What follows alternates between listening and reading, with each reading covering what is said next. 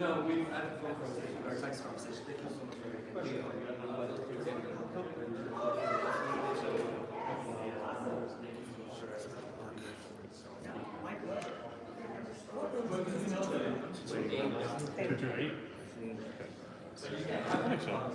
I did my homework right before we got started today, so did my moderate questions. Okay, it's gonna take me. 225.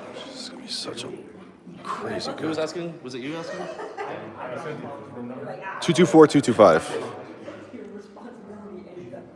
I got a lunch and I got a Uber here and then we're meeting again.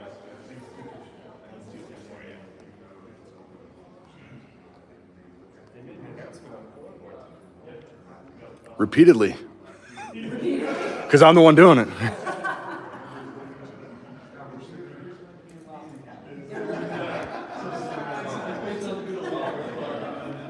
Yeah, we have like a good amount of like signage pointing this way. People in malls. Still can't leave.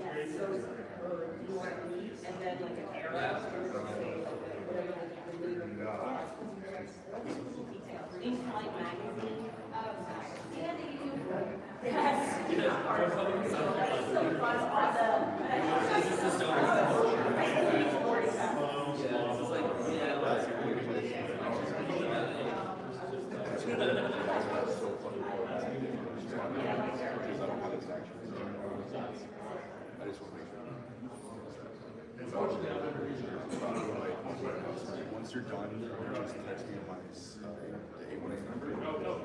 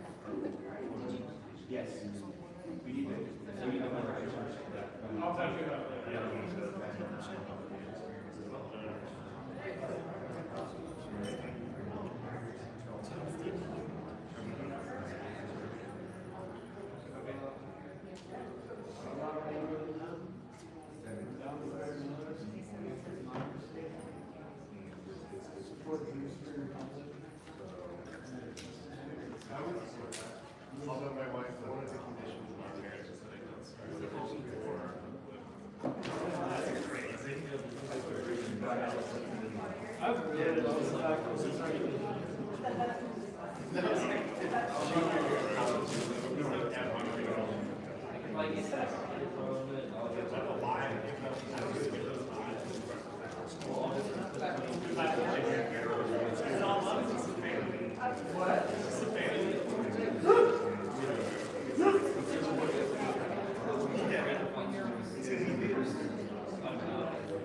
Yeah.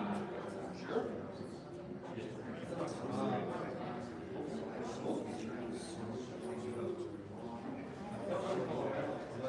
Just running to the restroom.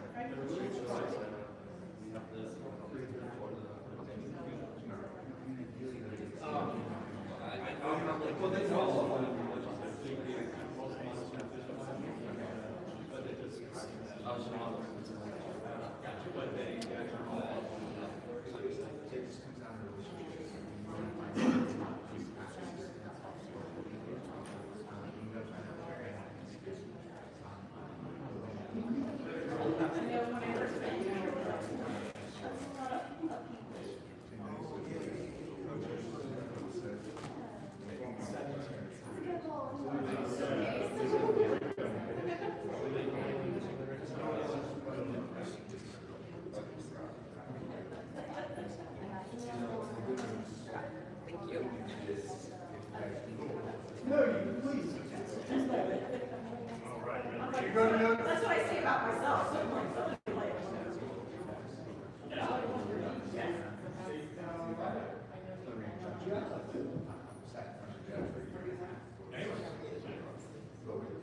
All right, guys, sorry for the delay. We're going to go ahead and get started with our first panel. Hey, JD, let me introduce you. Oh, sure. Yeah. Oh, yeah.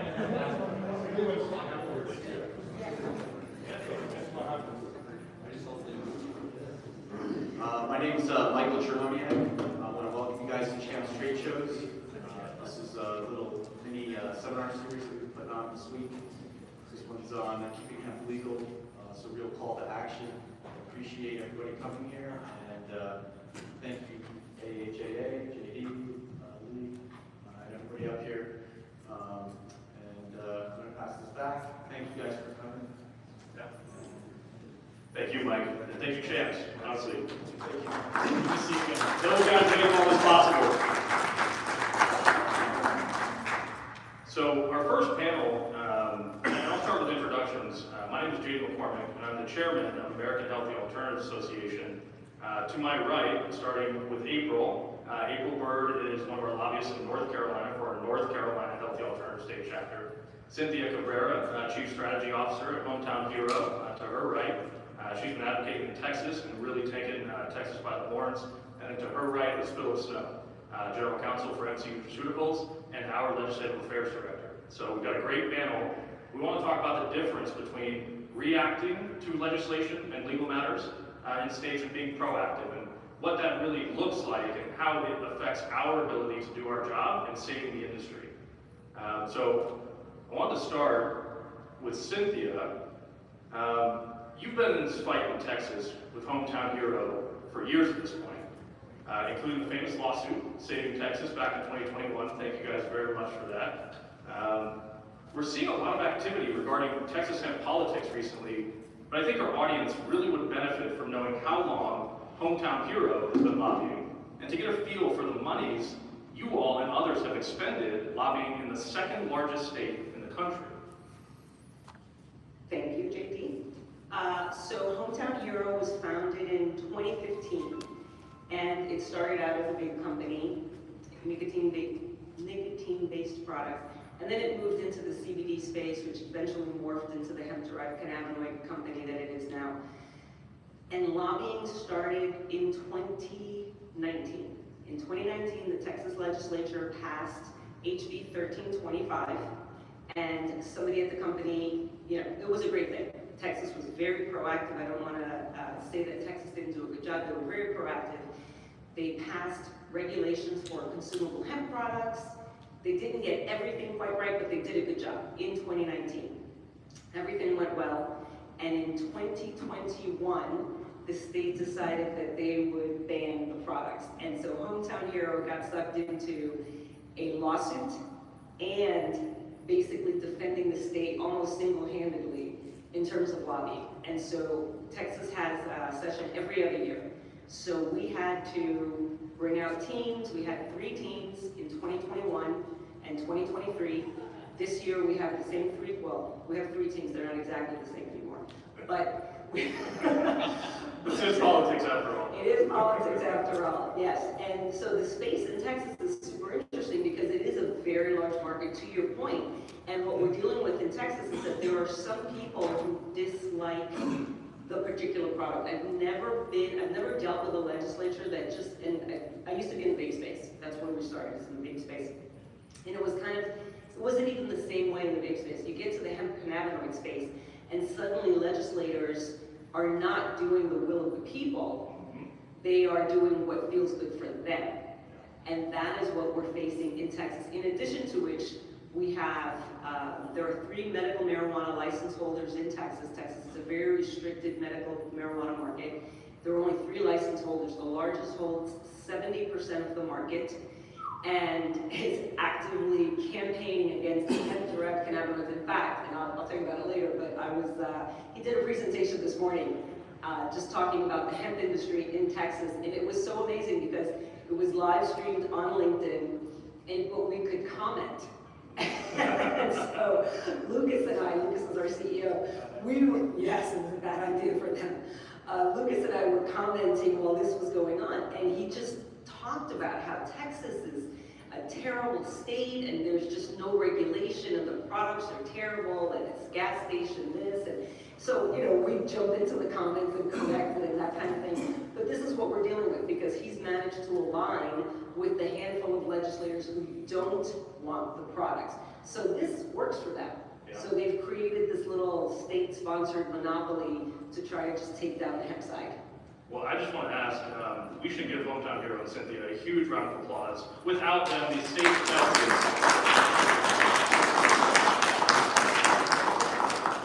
honestly, without them, I've done a lot of research in Texas, and without them, that market would not exist in the hemp space. So, many thanks to Cynthia and Hometown. Philip, although you are one of the most proactive advocates and attorneys in the hemp space, can you illustrate what it was like to react to law enforcement raids in South Carolina, where we had no real advocacy infrastructure? We didn't have lobbyists, we didn't have really well-known attorneys.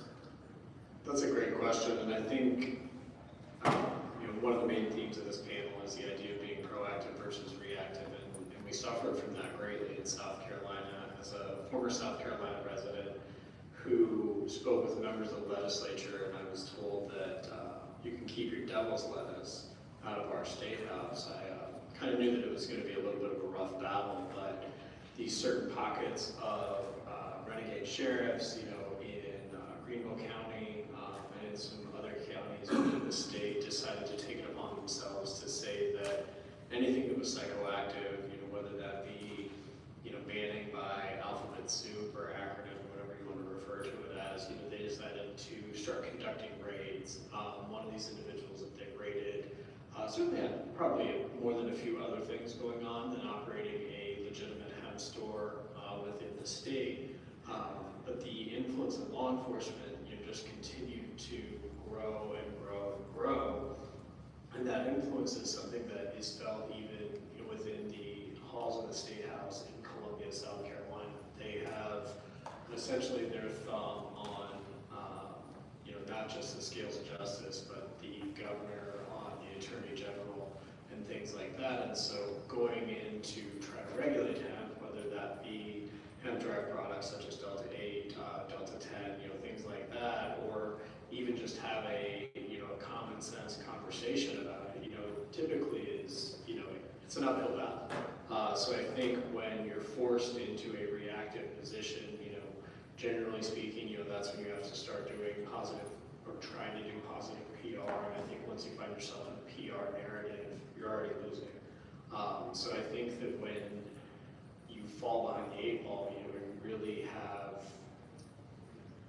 you're starting to throw Hail Marys, and we've seen that in South Carolina, we've seen that in a few other states, you know, as Cynthia mentioned, you know, once a legislature or, you know, people that have the ears of legislators make up their mind about a certain type of product, whether that be a delivery mechanism or the product contents, you know, it's very hard to shift that narrative. So I think that once you find yourself in a reactive position, it's very unfortunate. And Well, in Greenville specifically, Greenville, South Carolina, law enforcement and sheriffs raided several stores, and we had no real lobbyists, no real legislative connections there. And so coming into South Carolina, we were already, you know, caught with our pants down, as it were. We had to immediately hire staff, hire lobbyists, consultants, attorneys, and address the situation in real time without having any real on-the-ground knowledge of what the feelings were of legislators and law enforcement officials. well, you know, and that's exactly right, you know, because, you know, I don't want to necessarily say it happened overnight, but it certainly happened within a very short amount of time. And I recall having a conversation with the Attorney General for the state of South Carolina, and you know, said, you know, these are some sensible regulations that we want to try to put into place. You know, we're having issues in Greenville County. You know, is there anything that you can do to help us? And he said, well, son, it is pretty difficult to kind of put the craft back in the horse. A, the horse isn't going to like it very much, and B, it's going to get kind of messy. But he said, but I'm happy to help however I can. So, you know, certainly there was an approach to this that maybe next session we're going to have some progress made in Columbia. But I think when you have these things happen so quickly and don't have any existing legislative contacts, whether that be lobbying, whether that be attorneys that are very familiar with the issue, active industry participants that, you know, are somewhat involved and engaged in the political game, you know, you're going to be caught on the back foot. Absolutely. And I think that that's, you know, unfortunately what we saw, you know, happen in the Palmetto State, and you know, and certainly not to the north, and I'm assuming you're going to get to April next, but you know, something entirely night and day different than what we saw in a state like North Carolina. It was a great segue. So again, just to reintroduce April, April's one of our lobbyists in North Carolina. North Carolina has been an amazing state politically for hemp, and I think the audience would all agree that it's one of the best states for business in the hemp industry. Can you describe your experience in working closely with the association and being proactive over the last few years in that state, and how it's gotten us to almost the cusp of some of the best hemp legislation in the nation? So I think the key, Hello? I hate microphones. And speaking in public. Anyways, I think the key in North Carolina, what really helped us was being proactive. And we went to, I remember, you know, we were kind of identifying bill sponsors, and we went to Representative Neely and sat down and told him we wanted to regulate an industry that wasn't regulated. And it's, for those of you who don't know, North Carolina has a supermajority Republican-led legislature in both chambers, in the House and the Senate. So it's a whole lot of Republicans. And they're not, by their nature, they're not very keen on regulating industries. And what they normally hear from businesses and industries is that we want less regulation, like we're over-regulated. So once you got over the initial shock of, yes, this is an industry coming to you that is currently not regulated at all, and we want to regulate the industry. We don't want to over-regulate it, we don't want to go crazy. We want to put in, you know, common sense regulations with regards to packaging, age restriction, testing requirements, you know, pretty common sense, straightforward things. We kind of really blew their mind when we said that we would be open to a tax, because that's the other thing that businesses never come to the government and ask for. And I think that sort of kind of put us ahead of the game. We do have a member who refers to anything related to hemp and cannabis as devil's lettuce, and oddly enough, though, he's one of the co-sponsors on our regulatory bill. So it's kind of, you realize that you're not going to get rid of it, it's here, might as well regulate it and make sure that kids are safe. And so I think that's what really got us all on the right foot, is we were incredibly proactive. It gave us a lot of input and influence on the bill. And we passed the House with unanimous support. And I think one of the things I wanted to illustrate here, proactive versus reactive. When you're proactive, the legislature, law enforcement, the attorney general, these people are more likely to work with you through some of these, headaches, right? These products are coming out of a 100-year prohibition. We're not coming to them with medical, then recreational models, limited licenses. The cat's out of the bag. And I like Philip in South Carolina Attorney General's take on it. The crap's out of the horse. And if you're proactive and you actually have real conversations with these people, it's a lot more likely that you're going to have an easier time conducting your business, right, over the long term. And I think, antithetical to the Republican position, some regulations in this space are a good thing. Because we're coming out of a 100-year prohibition, and there are no regulations in many states, having some testing standards is actually really, really great. Cynthia, one of my questions to you, and I think looking forward, many people, this will be helpful for folks in Texas specifically, what do you anticipate the regulations looking like, or some of the language in the bill looking like in Texas over the next 6 months? Thank you for that question, because you jumped ahead. I don't know if you saw me jumping up and down here, wanting to say something. And you touched on something about being proactive. And what's interesting is, and I think that people need to remember, is you have to read the room. Who is your audience? What are these legislators like? And I referenced earlier that in Texas, for example, a handful of legislators are controlling the fate, or attempting to control the fate of an entire industry. And, Texas is a very conservative state, very business friendly, come and take it from me, the whole deal, very independent, I love it. And those legislators don't like this thing. That handful of legislators don't like this thing. And Texas is an interesting state because the lieutenant governor in Texas is more powerful than the governor because he also controls the Senate. So pretty much in Texas, the Senate will do, for the most part, what the lieutenant governor wants, right? So this is and again, going back to being proactive and reading the room, who are your legislators? Where are, who's got the strength? Where are the fault lines? What can you do with it? That kind of thing. We keep our lobbyists engaged year-round, even though Texas has session every other year. We keep our lobbyists, obviously, they're not doing that much, but we're always in contact and that kind of thing. And in Texas, we do have regulation, and they did do a good job. The only thing that they were missing was child-resistant packaging and an age gate. And just to illustrate the point of how if they don't want something to happen, it won't happen, we introduced an age bill last year, which was a 21 and over with an exemption for veterans between the ages of 18 and 21. And we introduced that was all that was in the bill. And it got zero traction. We had, a handful of sponsors on it, and that was it. And Texas had over 7,000 bills introduced, and a little over 700 were passed. So getting something done, like what gets the attention of the legislature, is also important. So Texas only needs a couple of things. If we took it from regulation and we put it into statute, that would be helpful. We add in the child-resistant packaging and the age gate, and we're good to go. Like, nothing else needs to be done. And also, just on the point of taxation, we did, and anybody who knows me knows that I am.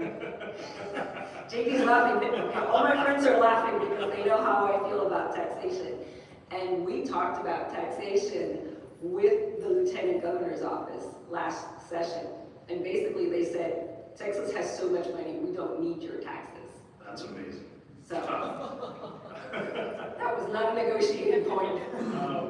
To anyone that doesn't know Cynthia, one of my favorite things to do is when I introduce her to someone, is to ask her feelings on taxation, and she has an amazing 5-minute pitch on why we don't need taxes, and I love that. I think to your point, introducing a bill that's well-intentioned, 21 plus, right? It makes sense, right? Alcohol and so many other things, nicotine, 21 plus. And we couldn't get traction on that, and some of that is for political reasons. They don't want to give us what we want, so then they can use it against us later to hammer us. Philip, I know that you've been working really closely with April in North Carolina. As an attorney and as an advocate working directly with businesses, what's been your experience in working directly with legislators and engaging in drafting language and understanding proactivity versus reactivity? It's a great question, and April's been an absolute joy to work with because she's well spoken despite her hatred for public speaking, but April's really friendly and gets me into a lot of doors to have a lot of conversations with legislators within North Carolina. But I think anytime you're looking at a piece of legislation, you have to understand, as Cynthia said, kind of read the room. And your room is a function of the businesses that are asking for regulation, because there's always going to be bad actors, there's always going to be people that don't want to be regulated in any way, shape, or form. But by and large, most of the people that are in this for the long term realize the value of being regulated, regardless your sentiments of being taxed. When something is being taxed, it's very hard to have it taken away from you. But understand what your audience wants, understand where they're willing to make concessions, whether that be reasonable milligram cap restrictions on certain types of products, whether that be getting rid of certain chemical compounds, and agreeing to make some concessions along the way, because at the end of the day, most of the legislators that you speak to are real estate people or former pig farmers or car salesmen. These aren't exactly chemists, nor are they people that have been operating in the cannabinoid or hemp space, let alone the ag space. So, having conversations with them, you have to be able to give them real-time information that is digestible. And I don't want to go so far as to say, anytime you write anything or present something to someone, it has to be at a second to third grade level. But starting at that level helps you build these conversations, and the efforts of lobbyists help you get in the doors to have those conversations. So working with members of the hemp business community in the state of North Carolina, we decided what really matters to us is the ability to sell these products to people over the age of originally it was 18 in North Carolina, because they were one of the last holdout states in the country that required 18 plus for tobacco purchases. That got changed this year. What cannabinoids are really issues. As a North Carolina state senator said to me last year, son, tell me about all these delters. What's going on with the delters? I said, well, Senator, let's sit here and talk about this. So I think you have to understand, what your intended audience is. You have to read the room on both sides. Where are your pressure points? What does the industry want to be able to sell? What concessions are they willing to make? And ultimately, that helps inform, the legislation that you put in front of people. You're going to have certain champions, effective lobbyists. Someone I was having dinner with last night said, I want a lobbyist who's always running. I want someone who is doing something every single day, and that I can know, okay, where are we falling behind? Where are we succeeding? What do we need to fix? How do we need to get better? And those lobbyists are going to be able to tell you, okay, this person cares about X, Y, and Z issues. This person doesn't want to talk to you about, A, B, and C. Don't ever mention pig farming or watermelons or whatever it might be. And then, you're going to find yourself in a much better place with them. So having those lobbyists that know how to read the room and that know you're never going to get this past this guy. He's, a former pediatrician. Good luck with anything that doesn't include child-resistant packaging. Exactly. So understanding that is critical in getting successful legislation passed, and that ultimately can balance consumer safety with the demands of the marketplace that continues to evolve under the guidance of the 2018 Farm Bill. Yeah. You bring up a great point. So April, as a lobbyist, I first want to make a joke. How does it feel being known as the hemp person to your local legislators? I mean, sorry. It's a nice change from, the gambling person. So basically now I'm just one of those sin lobbyists. You're just the sin I lobbyist. am a sin lobbyiist. I think I need like a liquor. The So another great point that I think Philip brought up is legislators are looking for subject matter experts. And I think there's this like kind of overall thought, maybe for people that don't interact with government, they know everything. Many legislators really only know a couple of subjects. It's their, maybe they're an engineer. They know civil engineering really well, but they don't know anyone that knows chemical engineering, or they don't know hemp, right? So they need subject matter experts. And I think I would love to hear from your perspective, when a legislator comes to you and they're interested in the hemp subject, what that interaction is like on your end. Say, hey, I can bring you the subject matter experts. What subject matter expertise are you looking for? Right. So I think that's why we've had so much success, at least from North Carolina Healthy's perspective, is, we came to them and said, this is, we want to regulate the industry, we want to work with you on the regulations.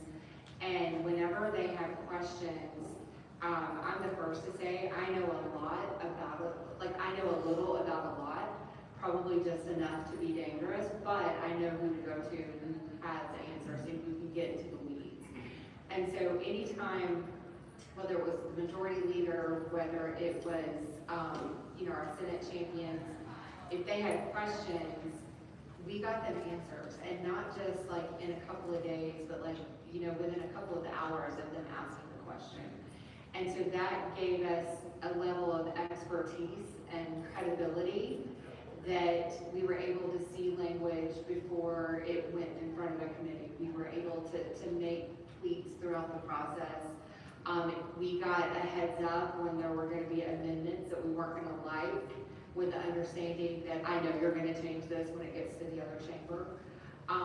And it really was, kind of from the get-go, kind of establishing North Carolina Healthy and the guys that make it up as the content member experts. Yeah. And that's one of the things, and I think I've said it to clients before, you don't have to pass an IQ test to be elected to public office. There's a lot of folks who think that our elected officials know so much, and you'd be horrified to know how little they know, especially when you get to your local, probably even more so at the federal level. But so they depend on lobbyists for about 85–90% of what goes into law was not the brain trust of a member who sponsored the legislation.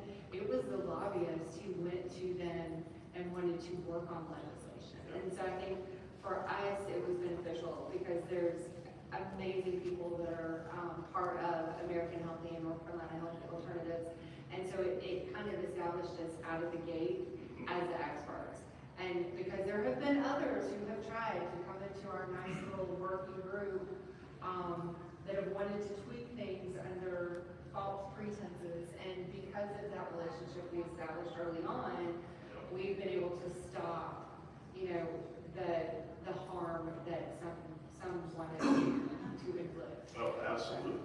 I once heard from a legislator, I find it to be pretty true all around the country, that nothing in a legislature happens by accident, right? There's often someone from the other side pushing a narrative or pushing an agenda. At the end of the day, the United States is a gigantic economy with lots of interest from all over the world really trying to influence us.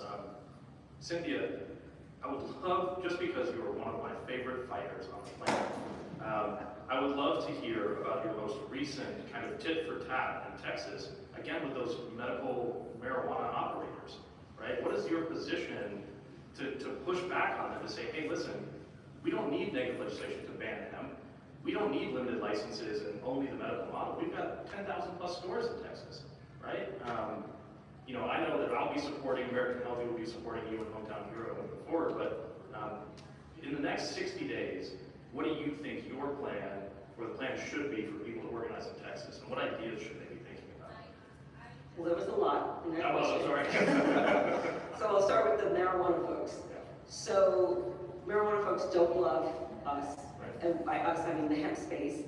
Hometown Hero, our CEO and I, we've started doing these videos, and a lot of times we are just ragging on the marijuana people because so I'll take it back to your thing about Texas. So Texas Original, call them out by name, they own 70% of the medical marijuana market in Texas.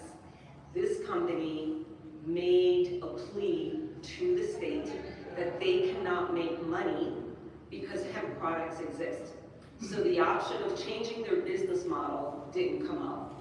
The option of expanding the program didn't come up. What needs to happen, according to them, is that the hemp industry needs to be eliminated or severely restricted because they're having trouble making money.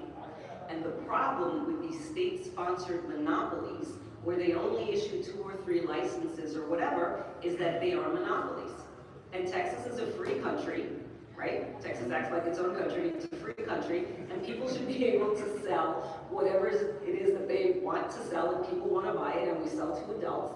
And so the idea that the marijuana industry or a medical marijuana company could drive the narrative for and it was 2022 when they came up with the $8 billion economic impact number, but the idea that a medical marijuana company could dictate what happens to an industry that employs tens of thousands of people is unbelievable. Almost single-handedly. Almost single-handedly. One company using lobbying and legislative awareness to push out thousands of operators.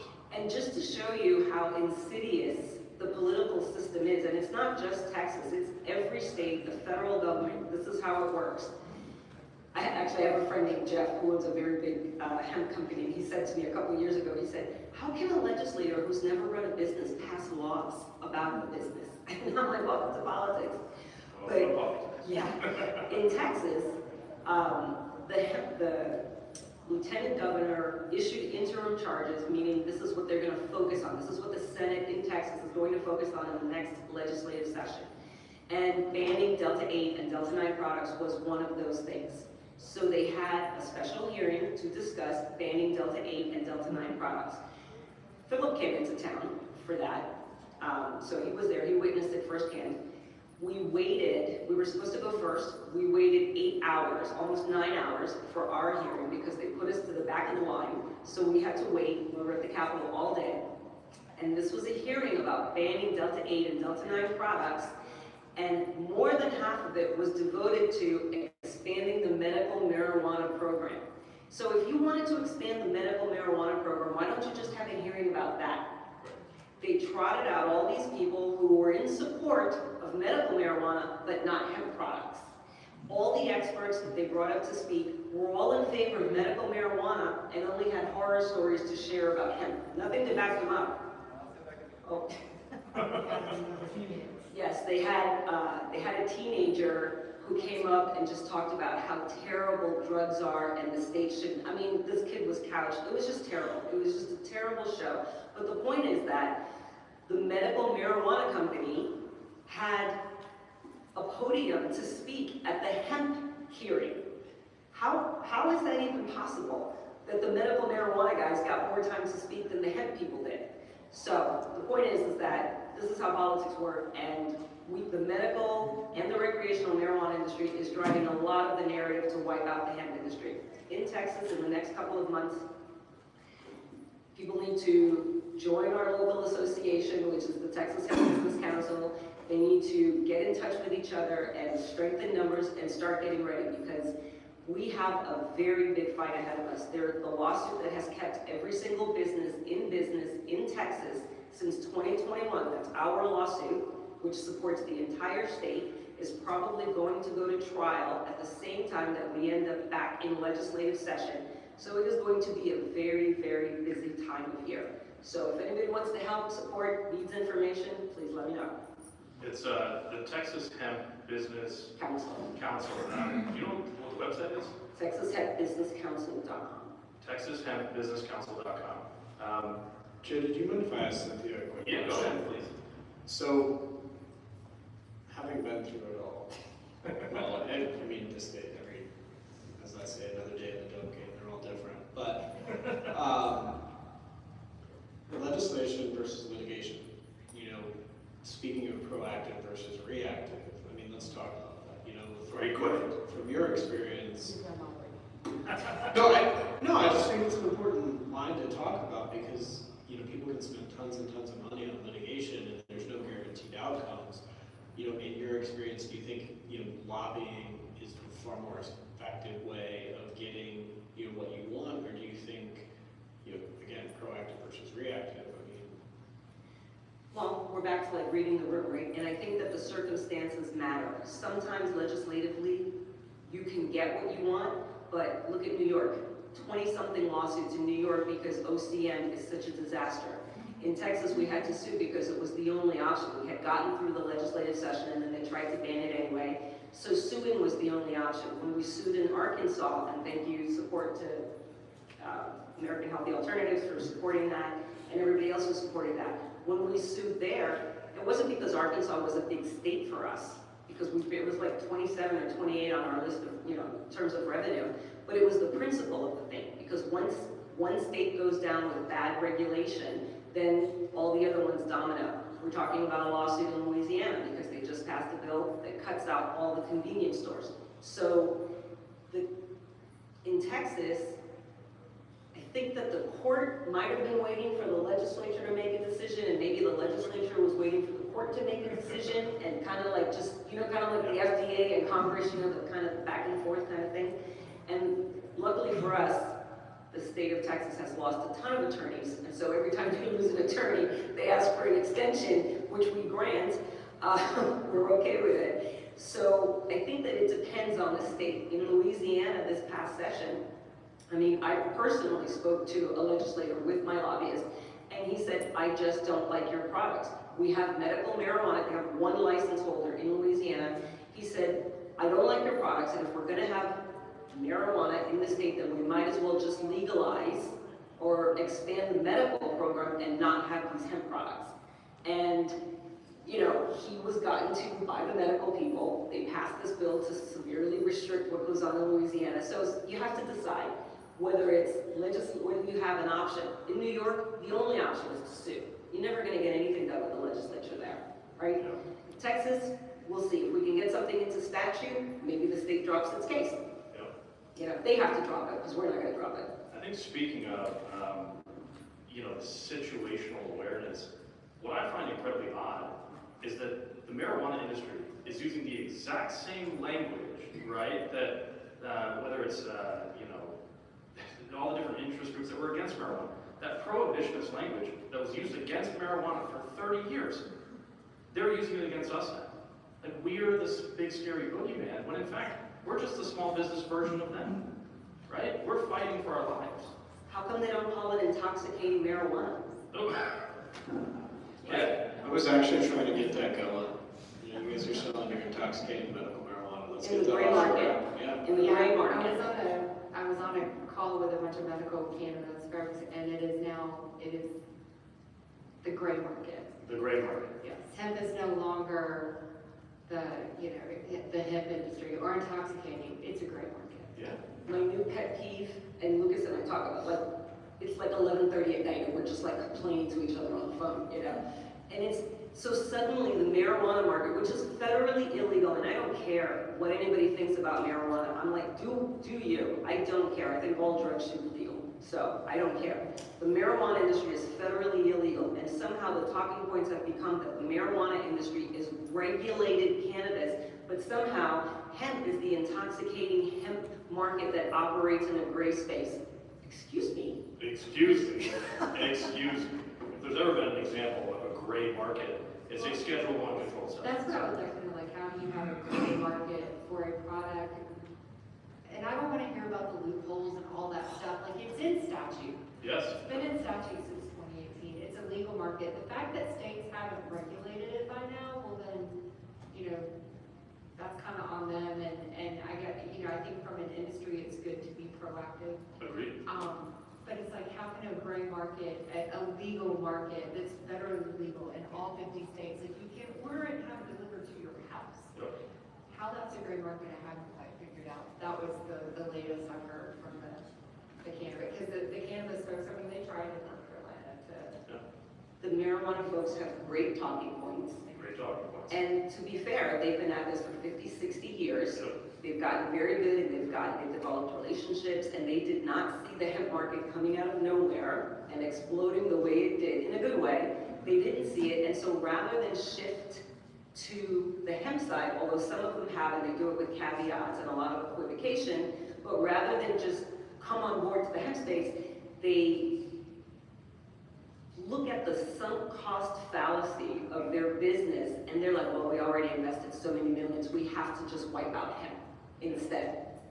That's I think my biggest pet peeve here is nothing is preventing any of these large multi-state operators from just opening an LLC and starting a hemp company. Yeah. Why do you have to use legislation to destroy our industry? I don't understand that. That's one of my biggest pet peeves. We've got about 1 minute left. I think Texas, in my personal opinion, is going to be one of the biggest legislative fights coming up. And I think everybody should direct their resources, their questions, anything they need for Texas-related legislative issues to the Texas Hemp Business Council. And that's also the TexasHempBusinessCouncil.com as their website. I really want to say thank you to all of our panelists. And thank you to the audience today. If you guys have any questions, pull us off to the side. We'll be happy to answer them. We'll be ready for our next panel.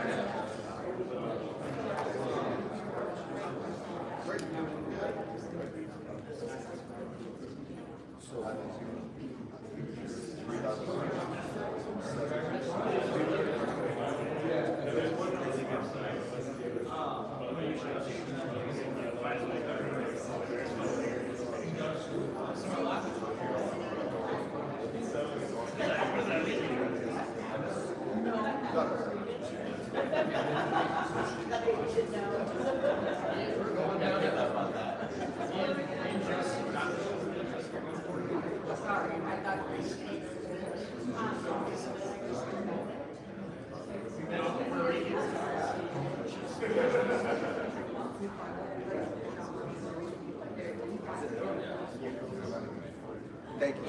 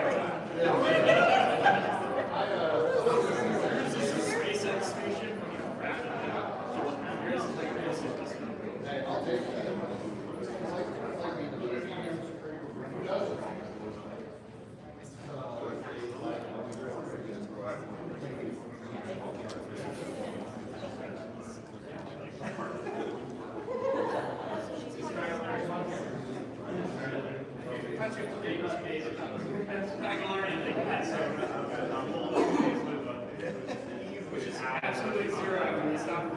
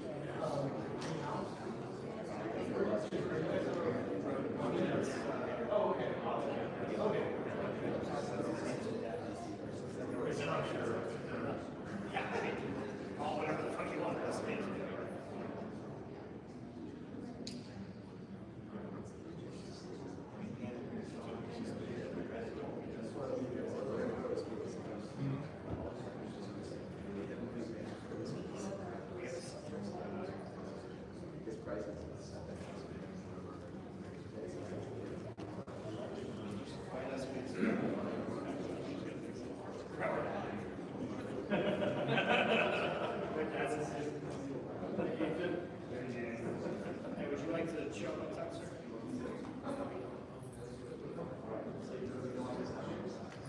Yes, I saw.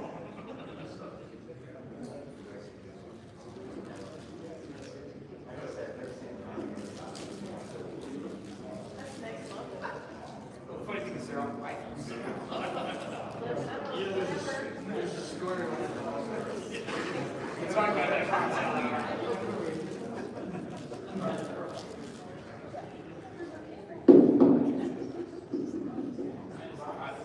Good to go? All right, everybody. Well, thank you so much for being here. We're going to get started with our next panel, which is going to focus on something that's been on the forefront of a lot of people's minds that participate in the hemp industry, and that is the 2024 Farm Bill. And to my right here, we have Brett Worley, the CEO and founder of MC Nutraceuticals. Justin Swanson, who is an attorney and a lobbyist for Lowe's Public Affairs Group. Rosanna Catalano, who is also an attorney and a lobbyist out of Florida, both on the state and federal level at Anfield Consulting. And JD McCormick, the president of American Healthy Alternatives Association, as well as the Florida Healthy Alternatives Association. The Texas Business Council. As much as I love every single one of you, I see you way too many times a week on a Zoom screen, but it's good to have everybody up here today. And I think kind of one of the best ways to start with this, some people may or may not understand how we got to where we are, is just a little bit of historical context. I know Rosanna's done a lot of work on that, and Ro, can you kind of give us just a quick breakdown of how we got to where we are in the context of farm bills and regulated hemp across the country? Sure. So obviously, as you know, we've been banned for approximately 100 years. In 1970, they passed the Controlled Substances Act. And then in 2014, the feds just cracked the door open just ever so little so that we could have pilot programs in this space. And then in 2018, the Farm Bill, as you all know it, passed. We are now, every 5 years, Congress looks at these bills. They're going to reevaluate the Farm Bill. And that's why we're here now talking about the Farm Bill. It's been up now for a year so far. We're now in year 6. And that's how we're here. Wonderful. And I think it's important to know, I know everybody up here can kind of speak certainly with a granular level of detail about the 2018 Farm Bill, but from a legal perspective, Justin, is there any specific language that's contained in the 2018 Farm Bill that has allowed people to open businesses, operate businesses, what is going on in this industry, or maybe the floor below us? All of them. Yeah, I mean, look, it's the definition of hemp. It's extremely broad, and the only metric needed to evaluate whether it's legal at the federal level is the concentration of one cannabinoid out of the plant, right? It's the delta 9 THC concentration, right? And that's what has spurred this industry up and to build up, and really from the grassroots perspective. So, you know, Cynthia did a great job of articulating some of the opponents on the other side of this, and we've done this, but for all of those efforts, you know, against us. So, words matter on paper, obviously. You know, again, the other lobbyists up here, you know, we all get irritated when we hear the term loophole, right? You know, if this was such a public safety crisis, why did it languish for 6 years before it was dealt with, or, you know, tried to deal with? So, words matter in statute. The statute's very clear. You know, courts are supposed to, you know, when you're evaluating a statute, looking at it constitutionally, first step they make is a plain reading of the statute, and the statute's very clear. Hemp is anything below 0.3% delta 9 THC. And, you know, Brett, someone who's, you know, been operating a business within, you know, the space that's really under, you know, those very critical words, you know, in the 2018 Farm Bill, you know, can you give us a little bit of insight as far as what that has meant to your business or, you know, your business practices? Yeah, MC Nutraceutical sells every cannabinoid that's not delta 9 THC. So anything over 0.3% delta 9 THC would be federally illegal, and you'd be a drug trafficker over state lines specifically. So we have 46 cannabinoids, and you know the broad Farm Bill definition is allowed for innovation, CBN, CBC, THCV, all these cannabinoids that are highly therapeutic for functional relief, and then also for cannabinoids like delta 8, THCA, etc. And also we can, you know, make gummies with delta 9 THC that are under 0.3% delta 9 on a dry weight basis. So it's allowed for interstate commerce. I always say that marijuana companies are about 8 times more clunky than hemp companies. That means they have 8 times more people per revenue dollar, or 8 times more facilities, or 8 times whatever it is. So it takes about 8 more humans to make one decision in a marijuana company to make $1. So that's the best way to look at it from an economic standpoint. And, you know, JD, as someone who, you know, kind of straddles that line between, you know, political advocacy and a business owner, you know, can you explain a little bit how, you know, what Brett does might impact what you do as a business owner, and, you know, potentially how you got into advocacy as it relates to the 2018 Farm Bill? So I have retail stores, and in 2020, early 2021, my stores are vape shops, right? We're selling all nicotine products, disposables, big vapes. And in late 2020, early 2021, I saw my CBD revenue, and you know, I heard about this new product called Delta 8. And I saw that revenue start to tick up from 5%, 10%, when it was just tinctures and lotions, to 20%, 30%, 40% in a very short period of time. And I did a little bit of research, and I said, holy crap, this is the first time in modern American history that small businesses and consumers can freely trade in THC products. We're out of prohibition. This is a huge deal. You know, Brett's company is a raw material company. Downstream the effects of what he's produced, billions of milligrams have made it into consumers' hands all over the country that otherwise would have only had access to black market products. And it's through his innovation and companies like his innovation that has allowed this market to prosper and has really allowed us to fight back against 100 years of misinformation, reefer madness, and negative PR. So it's really, really incredible. Well, I think, you know, critical to what you just mentioned is, you know, this fight that, you know, might not just be raging between businesses competing with one another, you know, down the street from each other or across town, but, you know, what kind of fight, you know, are we seeing, whether it be from big marijuana or from, you know, varying political interests? You know, how is that playing out on kind of the federal scale or in Washington, D.C.? And, you know, certainly I know everybody up here has their own take on it. But Justin, do you want to kick us off on that? On what specifically, sorry? Mary Miller. No, I think very good dancer. I mean, so much for the delicate dance. But I think, you know what? We all know I'm not delicate.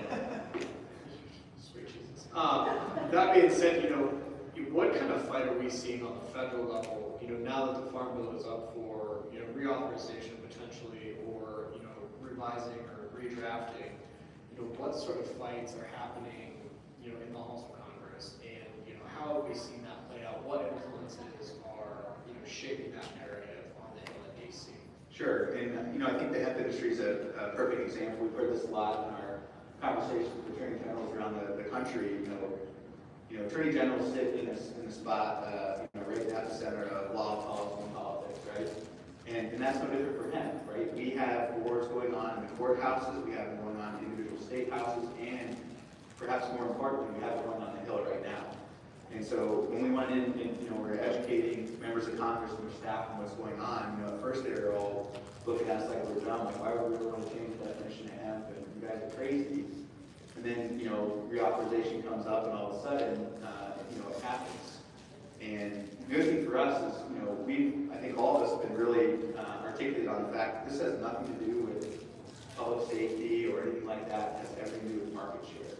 And luckily, one of the, politics makes, weird bedfellows, and luckily, one of the marijuana groups put out a letter saying, yeah, well, all these THCs need to be illegal. And it's like, I don't know if you guys ever seen that the movie on Netflix, Don't Look Up. It's like you have an association who's advocating for marijuana, now advocating for prohibition for THC that's driving them. So, it's going to come again. I think JD or someone mentioned earlier. They're using what was used against them in the day against us now, and they need to be very careful on their messaging with us because again, it's going to come around. It's a long life.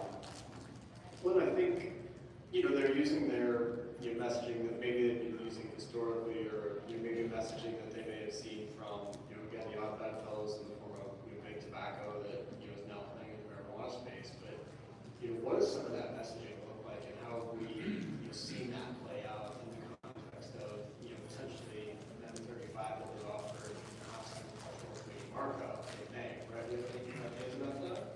Passionate? Broadly.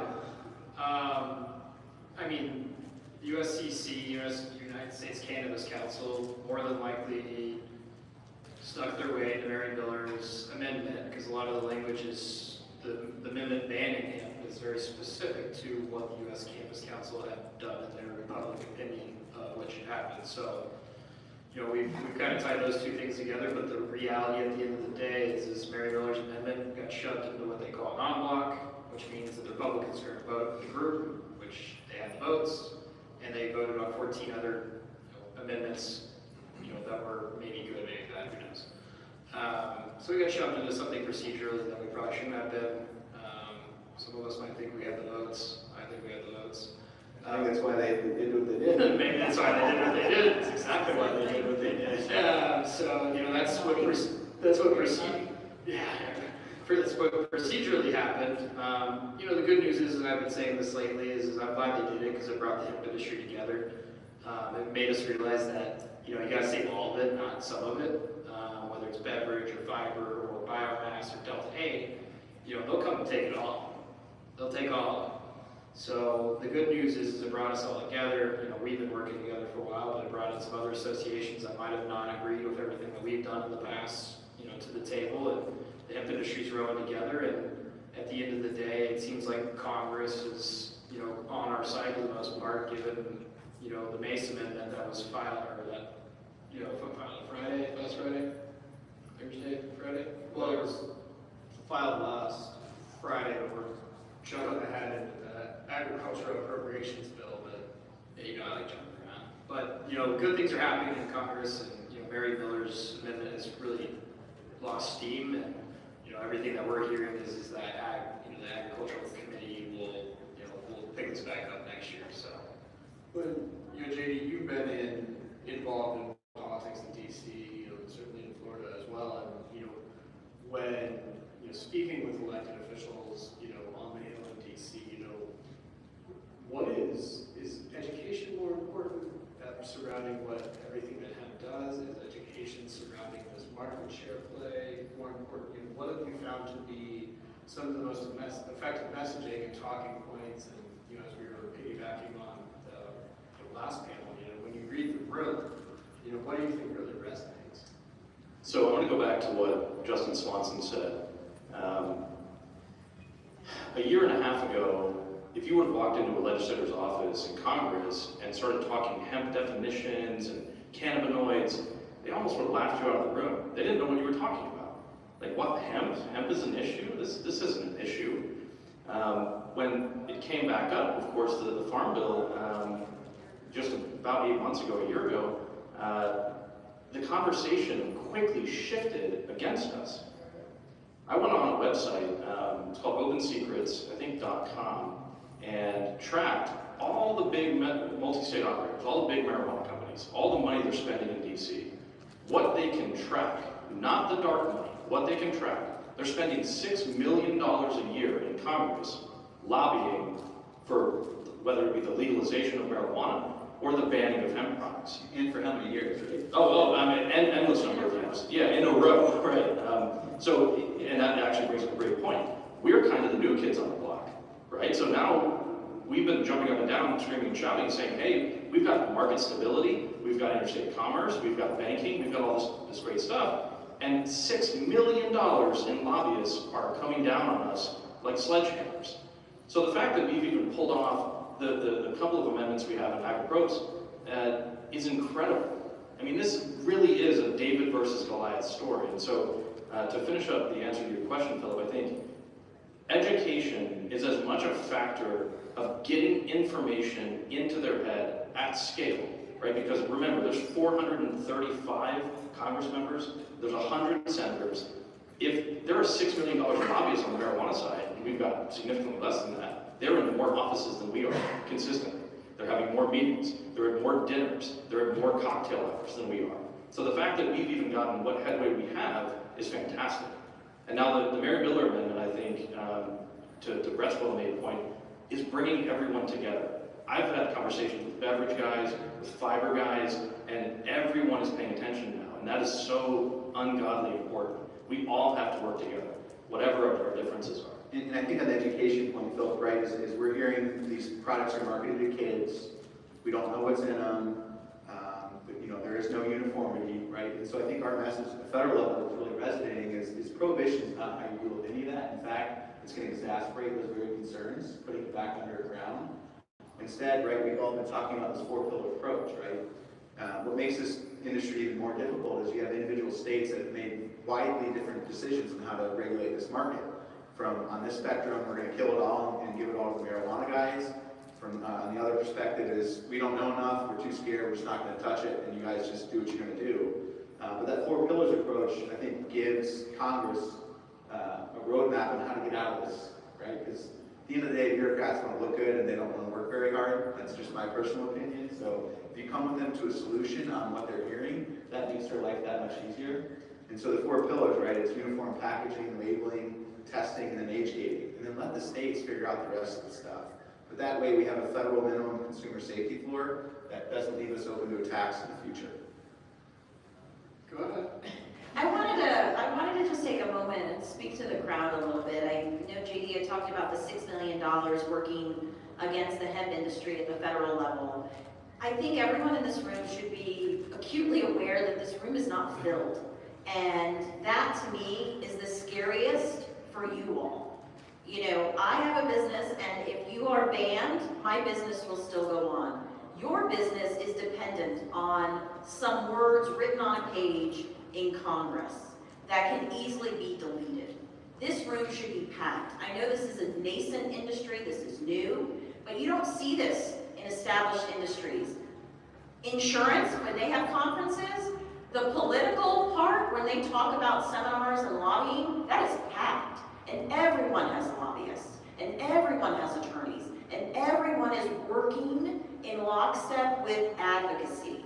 And what worries me is that there are a lot of people in this building, but they're not in this room, and they're not hearing this message.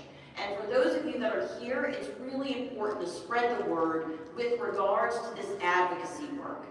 Think about it as $6 million is working against you and your business every day. And that's just the federal level, that's just money you can track on a website. Think about it in terms of states. I mean, we look at Florida, I can't even tell you how much money is working against you in Florida alone. That's right, I live and work. So I bring that to your attention. And that's all. That's- I really wanted to bring that up. No, I think that's absolutely, I think that's very important to know. You know, I was sitting with a colleague at dinner last night, and he and I were remarking about how more than likely this room would be full today, unfortunately, and how the floor would be packed with people that have no idea about what is going on, whether that be in their own backyards, in state houses, you know, their home states, whatever the case, but more importantly on the federal level. Yet everybody's enjoying their time here and pushing product and all of those things. Well, it seems as if, you know, if we don't do anything about it, you know, people are just going to get passed by. You know, and realistically speaking, last time I looked at it, at the 942 pages of the 2024 Farm Bill, we were about 7 or 8 pages. And again, that's easily a delete, a strike through, that is gone. Let's be real clear, it already is there. The Republicans take the Senate, the House has already decided that they'll take ban and all hemp. They take the Senate, it'll pass the Senate, it'll be signed by the president the next year. So you have 1 year to figure this out. So with that 1 year runway, you know, what has happened since this Mary Miller Amendment dropped in May during that House Agricultural Committee markup? You know, what other tactics have we seen employed? What else are we fighting against right now, right? Do you have any insight into that? Yeah, they dropped, the Mary Miller language has not only been dropped in the Agricultural Committee, but then it got dropped into the Agri-Gross Committee, which is not where it belongs, but I'll leave it up to the lawyers in that one. You know, at a federal level, those are the tactics, like it's dirty pool, like whoever plays pool. This is not, it's not a fair fight, so, you know, right now, hemp is banned, you know, if it proceeds as is. Luckily, you know, our team has done a pretty good job of pretty much striking it out of Agri-Gross with the Mesa Amendment. That's been co-sponsored by Comer, Barr, Massey, and Garvey. And Congress is listening, but it only takes so long for, you know, a chairman somewhere to reach out to a House member and say, hey, well, you know, let's just keep Delta 8 and all the Canada roads light bans. So, you know, that's what's next. I mean, there's going to be some sort of negotiation, and if we don't play a really good game, we will lose. So everyone should really remember that in their head, that there is $6 million minimum working against us. It's probably more like $50 million, just to be quite frank. And there's 30 lobby firms working against us, and they know people, and they will collect the votes when the vote day comes, and we will lose if we don't band together and fight together and use our pocketbooks too. Yeah, and to illustrate Brett's point on the dirty pool tactics, right? I mean, they rolled it up in a block, which you hit on that, but they put like 19 amendments together, treated it as one, and every person on that committee had pet projects in that amendment that they didn't want to vote against, right? But to that end, we did have 3 Republicans on committee who raised concerns on what was going on and how it was being done, and without industry input at all. And then to Brett's Crazy enough, there was more hemp concerns than anything else. Yeah. Hemp was the most, you're talking about $1 trillion package, and hemp was the most controversial thing in it. Yeah, and so we, you know, huge shout out to Congressman Baird, Congressman Nunn, and Congressman Van Orden, and they had the courage to at least call a spade and say this is not normally how we do things, and block amendments are supposed to be non-controversial. Then to Brett's further point on the Agri-Gross Committee, they have rules on how they operate. They are blatantly breaking their own rules, putting this language into an appropriations bill. You're not supposed to put legislation and authorizing legislation. So again, to Brett, all of our points up here, we are up against people who know how to operate on the Hill. We're the new people on the block, and we need everybody's help to raise awareness. And they will cheat. Yes, on these efforts. Then I drop in on the cheating comment. You know, I think that it's important to note that, you know, they're focused, they're mobilized. You know, they've been, you know, doing this for quite some time. You know, Justin and I have had the luxury of speaking with a number of different Republican attorneys general across the country. Well, you know, come to find out, you know, large marijuana companies, big marijuana has been donating to the Democratic attorney generals for the last 10 years. I mean, it's not that far-fetched to think that all of these blue states with blue attorney generals, you know, are alive and thriving because they've been playing dirty pool for this long. I mean, they took the playbook straight from big tobacco, and I think that if we don't either catch up or at least try to, you know, beat them at their own game in some ways, we're absolutely going to fail. And so with that in mind, what are the things that we can do to kind of change the narrative? Because I know everybody probably has their unique perspective on that. So JD, I'll start with you. What do you think hemp can do to help win this fight? Whether it be in the short, medium, or even long term. I think honestly, if you look at the United States, it's a chessboard, okay? Blue states versus red states. The issue seems to me to be hitting a fork in the road, starting to diverge, okay? It seems to me that blue states are going with the medical and recreational model, these limited licensure schemes, and red states, where hemp has most of its business, is starting to go hemp. Now, it's kind of counterintuitive. You may think that Republicans are, naturally against marijuana, but we also have to understand that the baby boomers are aging out of Congress right now. The younger generations that have seen the hippies and grew up in the 1980s and 90s and 2000s are now starting to take power. And so many of them are more agreeable to the subject matter, and it's inherently Republican to have less regulation, less taxes, right, and have this more pro-business model. I think if you look at it as a chessboard, it's defending the states that are most important to us, not forgetting about the other states like California and Oregon that have taken negative actions against us, not forgetting about them, but really being very proactive in the biggest states to us: Florida, Georgia, Tennessee, Kentucky, Ohio, Pennsylvania, of course Texas, Oklahoma, and others that we really do a lot of business in. That's my 2 cents on it, but I think leaning into where we have our stronghold, playing the same dirty pool that our opponents are playing, is probably our best bet. And then also, who in this room knows who their senator and congressman is? A lot more than I expected. Great, more than I did. Good job. Number one thing you guys can do leaving this conference is shoot both of those, your representatives and your senator, write them an email. Oh, sorry, yes. Write them an email. Write them an email. And get in front of them, because it's easy to say, my voice doesn't matter, it doesn't matter to participate, but that's giving such an easy out to your representative who is supposed to be representing you and your interests. Don't let them off the hook easy. Be annoying if you have to be. Just show up and participate. I said this last thing, I think it's important, is it's voting season, and these guys go door to door collecting votes. They're gonna read your email. It's just a fact, especially the House members, maybe not senators, but House members are in voting season, so they will read your emails. If you have employees, tell them how many employees you have, tell them how much money you make, tell them all those things and say, leave hemp alone. Well, I think that's a great way to finish this, right? Get out there, talk to the people that matter, let them hear your voice. And, just like this room is somewhat empty, I think, everyone in here can carry that message, just sort of network alone. So just tell your friends, we can still win this fight. We just need to be proactive about it. And I think we've got probably a handful of minutes left. Is there anybody out there in Radio Land that has any questions or anything that you all want to know that we haven't talked about? I've got, when I come from a farming background, and hemp was one of them back in Nevada and Utah.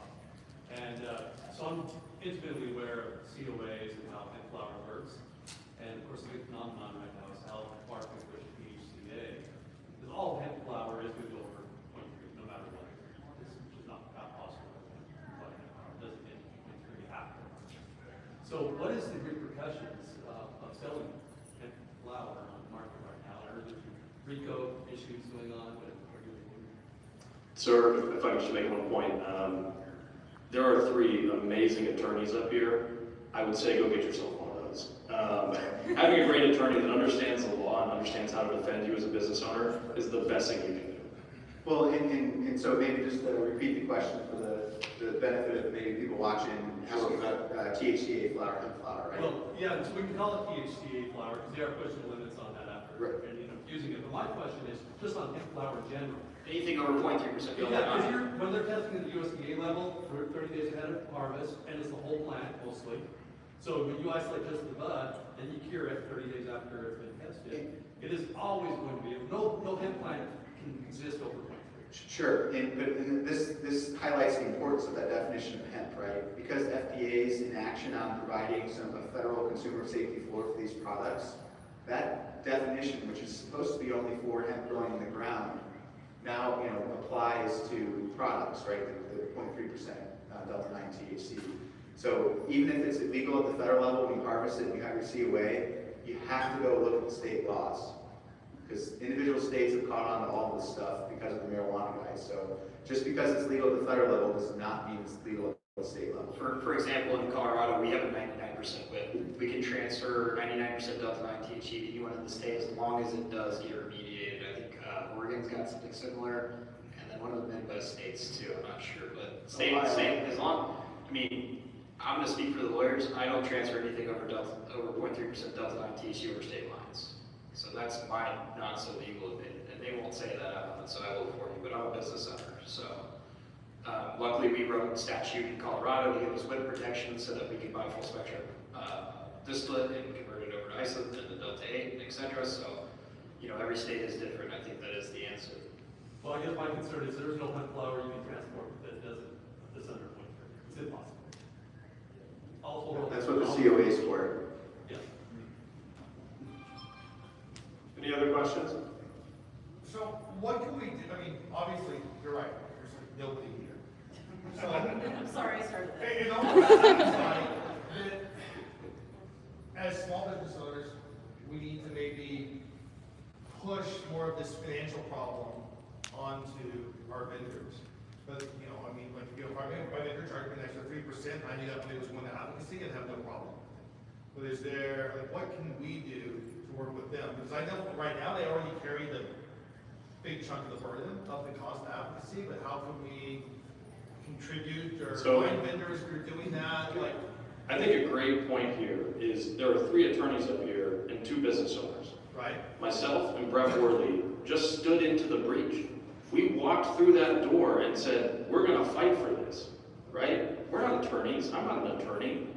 I may have, some working knowledge of how the legislature works, but I stood up and I said, I'm going to fight for myself and my friends, right? If every person in this room contributed 5%, 10% of your gross revenue, 2% for some of the larger companies, and actually stood up and stood into that breach, we wouldn't have to raise money anymore. We would have $6 million to fight back. If everybody in that room did the same thing, we'd have more money than them tenfold. So what I would say is advocate with your friends in business. Go to distributors, manufacturers, other retailers, and just ask them to join the association, or any group doing it. Yeah, I think we have so many options. I mean, monthly donations to American Healthy. There's a certain gentleman sitting somewhere in this room whose 50 stores provide the entire cover for the state. I mean, roundup programs, tell your vendor you're not going to do business with them, make sure that they do donate. That's another way to do it. There's lists all over the place. You're welcome to ask us on who does contribute. People want to know. People want to be known to be contributors because people are more likely to do business with them. So there's lots of ways to check. And one of the other things is show up. I mean, showing up here today is really important, but I just saw Carlos. I've seen him in many hearings in Florida that we've had. So when the call goes out, hey, the legislature's doing XYZ naughty things on this day, please show up, please help us fight. Show up. It's a pain in the butt. You have to redo your schedule. You may have to drive several hours, but actually show up, testify. Go around in your state capital and meet with your legislators. If there is an association already established, like North Carolina has one, we have one in Florida, Georgia, get involved with that association, volunteer, show up. Though that testimony is so powerful. You have more powerful. All hope is not lost. You have tremendous power by having those face-to-face conversations with your legislators. They want to hear you. It's very powerful to say, I'm in your district. I am a small business owner, and I'm really concerned about this vote that you're going to have this afternoon. It's really hard for them. They've got to really think about stuff when you do that. So getting involved, opening your heart, your pocketbook, as well as your time. That's what makes this happen. And being respectful. I mean, when you're having those conversations. Absolutely. Be respectful. You certainly can't just walk in with your hand out and say, what have you done for me lately? You're shutting down my 5-generation family farm.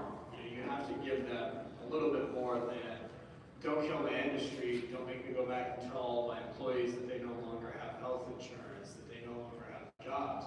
You you have to humanize it to a certain extent, but you also have to be able to say, you know, I understand that you care about this, you know, I would like to help you with that passion project of yours, Mr. Legislator or Miss Legislator. You know, how do we work together and, you know, keep this thing going? At the end of the day, we get the government we deserve, right? Very cool.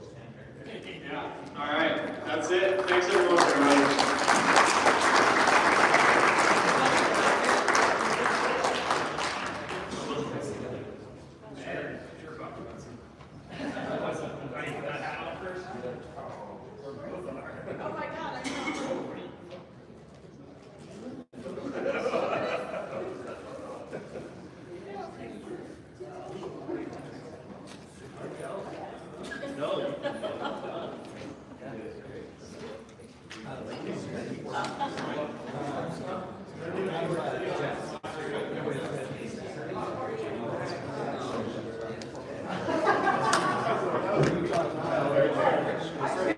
Look right at the ground.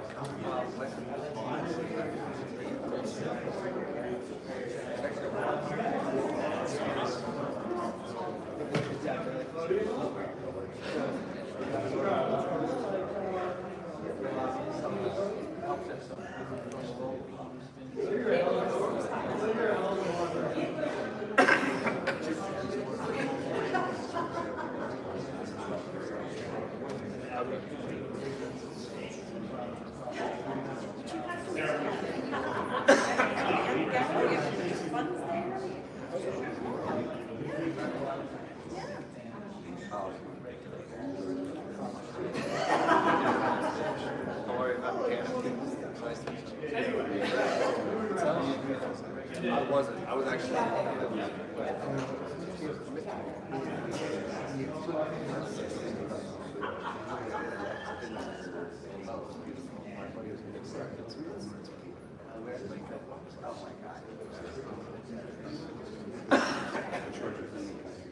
yeah, it was right past the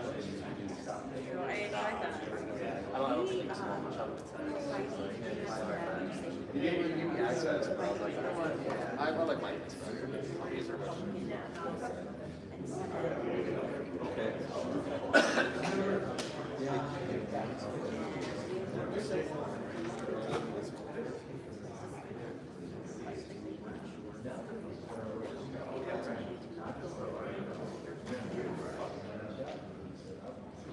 Like it was like over almost.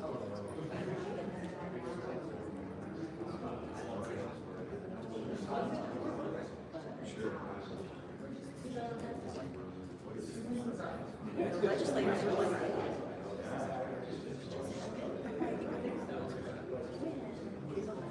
it was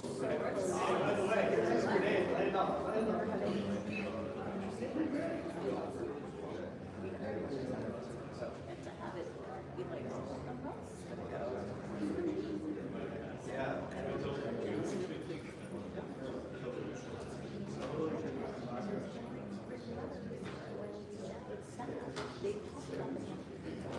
you guys gave us a bunch of options. Like, they had COVID, the handwritten letters really had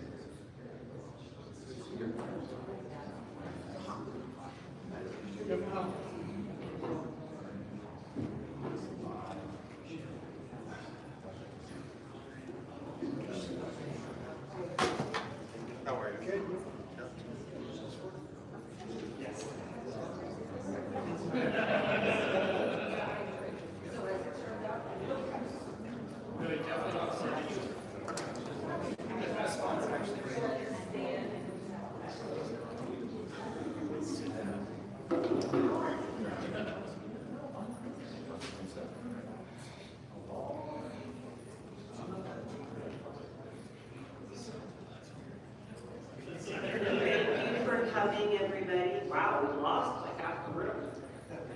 Because you're old. I think they were tired too. That could be it too. Very likely. Anyway, thank you, everybody. So we are going to be talking about regulatory compliance. And I know there's some stuff on the screen there, but I wrote my own questions because I feel very passionately about some of these things. And so I want to kind of like set it up. So my family's from the Dominican Republic, and there's an expression in Spanish that I live by, which is I would rather die on my feet than live on my knees. I need to get a t-shirt that says that. So that's how I approach regulation. So from you guys, and we can start with JJ over there, what do you think are what are the things that you believe should be incorporated in like the perfect regulatory structure? We need responsible dosing, packaging. We need to set certain standards for labs, testing requirements. That's pretty much it. 21 plus, behind the counter, not attractive to children. Limited dosing, no more than I think 50 milligrams. Something safe, something that when somebody consumes a product for the first time, they have a good experience. Unfortunately, the industry right now is all heavy dose, high dose, and I think it's not good for the industry where if we are looking to gain new customers and someone that's never had an edible before and they have to try 1,000 milligrams, they're not going to have a good experience, right? That's you're in for a terrible time, right? And if you want to get there, that's fine. Just eat all bag gummies. So Drew, because you and I have discussed this previously, what are your thoughts on the perfect serving size? I think the 25, 100, 50, 250, these are the right ideas. So a total package limit and a milligram cap seem to be very appropriate. So something for the serving size, below 25 at least, probably in the 5 to 10 range for most newcomer products, and then a total package limitation around 250 or somewhere in that ballpark seems right. I think each cannabinoid could be considered separately, since they all have very different effects. But for the majority of the cannabinoids that we're talking about, I think that this is the right ballpark to start the discussion in. I should say life in a vacuum, though. Yes. So we start with 50 milligrams per serving. From a regulatory standpoint, do no package size. So, like our company, Hometown Hero, we do a lot of work with veterans, right? And we get a lot of support from the veteran community, and they always show up at the hearings, and they've been like vocal advocates for these products. And I have talked to veterans. I mean, we had one guy, I think Philip might have met him, but we had one guy who used to be on 124 pills a day. I mean, it was just ridiculous. And he's down to like 2 prescriptions now from having used the products. But this guy is consuming hundreds of milligrams a day. He has the tolerance, he has the resistance. What do you say about people who advocate for example, veterans to have access to it without inflating the cost for them, right? What do you say about that kind of thing? I think a lot of the pharmaceutical literature around CBD, which obviously affects a different receptor site than some of the more psychoactive compounds, but a lot of the effective doses of CBD, we're talking about thousands of milligrams on a single intake. 2,500 milligrams is not uncommon within the pharmaceutical papers being published for medical effects from these products. And I know one particular sub-community of people who have Crohn's, they consume very, very high doses of CBD to help with that inflammation. So obviously we have to have a discussion that's tailored not only to each cannabinoid, but to each consumer segment as well, and leave room in these regulations for the flexibility to make sure a Crohn's person can get an over-the-counter medicine that is effective for them with this active ingredient, while also preventing the massive hospitalizations that we saw in Colorado on legalization with the 1,000 milligram gummies, where a bunch of 19-year-olds or 21-year-olds are ending up in the ER after eating their 1,000 milligram chocolate bar. So do you think that's a legislative fix, or do you think that's like an educational thing, like on the packaging or that kind of thing? It's both. All right, JJ, so you said testing requirements, and you said, I think you said testing standards. Yeah, there's no standard testing method that's across the board that can be Right. applied for everything, right? So my question for you is, do you think that is something, and maybe actually for all of you, do you think that's something that the hemp industry, like the business owners need to tackle, or is it something that the labs should be working on instead? I think it's something that we need to collaborate together on. Yeah. Right now, for your ISO accreditation, there are no standards. So the PGLA, one of my friends called them yesterday, and they said we have no standards for any of this stuff.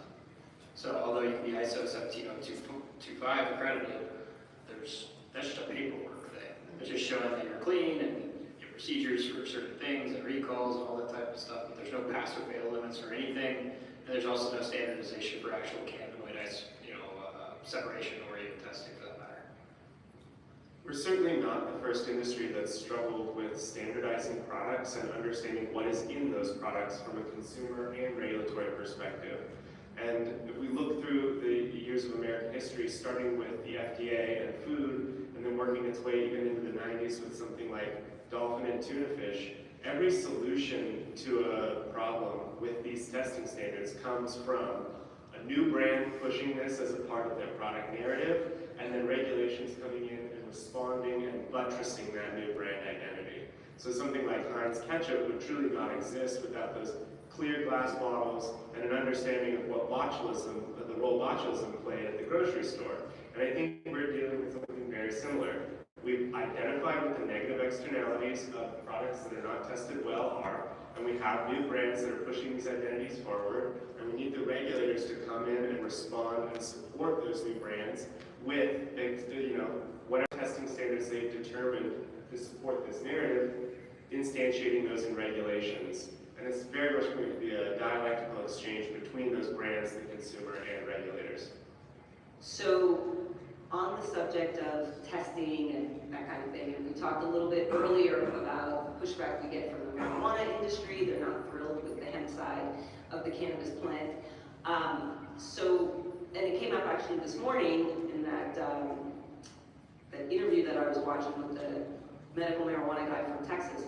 So my question for you all is, what do you think, or what are your opinions on the people who say, well, marijuana, federally illegal marijuana, is way more tested and safer than hemp products? What are your we'll just start with JJ, because I see everybody's got a face on it now. So. It's just very far from the truth. I mean, I think there is testing, right? There's more regulations there, right? So they have something to follow, where we haven't had that. We're starting to see that. Florida's had that. Georgia just passed that. Tennessee has that. And I think this is something that we're going to continue to work on. It's a work in progress. Starts with first requiring prevail testing. Initially it was just to have a COA, it could be 2 years old, 3 years old. Now it's like, hey, Georgia just passed the bill that it's, hey, every 12 months. Great start. It should be every batch. Right? It should be every batch. But there's a ton of issues because there's still no standardized method of testing, even in the cannabis side. I mean, I just saw on Blacklist XYZ that they tested a bunch of products in the cannabis market, right? All popped out for pesticides, heavy metals. They have the same issues that we have. For the past 90 days, I think half the news articles I've seen on the marijuana side have been pesticide problems, which we've tested a lot of things. We do not have the same problems, to be quite frank, as the marijuana industry does. Does that mean we shouldn't be regulated? Absolutely not, but there is a way to do it properly. This session coming up in North Carolina, South Carolina, Missouri, I mean, there will be regulations that are going to be batch testing, certain requirements for pesticides, heavy metals, solvents, etc., and then additional testing guidelines for laboratories. But that's the hardest part, is the laboratory part. So I mean, that's what really marijuana is dealing with right now is lab shopping, and we have that same problem too. But that's what this pesticide problem is you can spend $100,000 a month at a lab, and they're probably gonna do what you tell them. I think the hemp industry could certainly do better with having the labs be instantiated in regulation and supporting this business. But the regulated cannabis market is dealing with a massive scale fraud problem. Like, why do microbials not follow a standard distribution and just cut off at whatever the state limit is? And these are the FOIA requested tests from these state registered labs. Obviously, there's some kind of system of incentives at play in the cannabis market that has not allowed these cannabis regulatory agencies, which are staff to even have the scientific acumen to make their lab standards actually take place as they are written. So while one might be dealing with a little bit of a lack of regulatory framework, the other one's regulatory framework has just created a massive system of fraud. So do you believe that, because we have this constant tension, right? There's the cannabis plant, and then there's the government-imposed definition of what hemp is versus what marijuana is. And the argument cuts both ways, right? We're the same, but we're different, it's, you know, whatever. So do you think that the goal should be to standardize testing for both, meaning it's the same thing? I personally think testing is probably best suited for each individual product category and for each production technique.